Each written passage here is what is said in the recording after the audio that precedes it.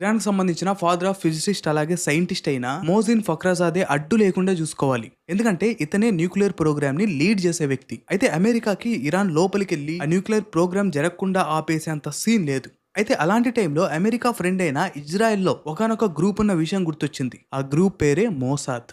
So Mossad వాళ్ళు ఆ nuclear programme ని ఆపడానికి, అంటే మోజిన్ ని చంపడానికి పూర్తిగా స్కెచ్ చేసుకున్నారు. ఆ స్కెచ్ లో భాగంగానే అతను ఎక్కడికి వెళ్తాడు, ఎక్కడ ఉంటాడు, ఏ టైంలో ఏం చేస్తాడు, ఇవన్నీ కూడా నీట్ గా సర్వేలెన్స్ ట్రాక్ చేసి మంచిగా ప్లాన్ సెట్ చేసి 2020 నవంబర్ 27వ తేదీన శాటిలైట్ ద్వారా ఆపరేట్ చేయగలిగే ఒక మిషన్ గన్ తో అతని పైన దాడి చేసి అతన్ని చంపేయడం జరిగింది. ఆ మిషన్ గన్ ని శాటిలైట్ ద్వారా ఆపరేట్ చేసింది కూడా ఒక 1000 మైళ్ళ దూరం నుంచి. That he was assassinated by Israeli operatives using a satellite controlled machine gun. Just imagine, super power country అయిన అమెరికా మన దేశంలో ఒకానొక చిన్న రాష్ట్రం అంతా ఉండే ఇజ్రాయెల్ లోని ఒక సీక్రెట్ ఏజెన్సీ హెల్ప్ తీసుకొని వాళ్ళు అనుకున్న పనిని చేసింది. అంటే ఆ మొసాద్ అనే ఆ సెక్యూరిటీ ఏజెన్సీ ఎంత క్రూరమైనదో, ఎంత షార్ప్దో, ఎంత టాలెంట్ ఉందో ఒక్కసారి ఊహించుకోండి.